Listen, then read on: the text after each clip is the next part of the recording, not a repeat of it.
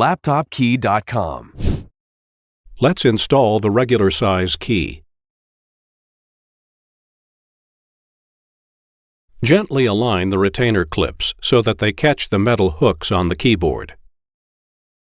Apply pressure to the lower tabs so that the key retainer catches onto the metal hooks. Place the rubber cup in the center.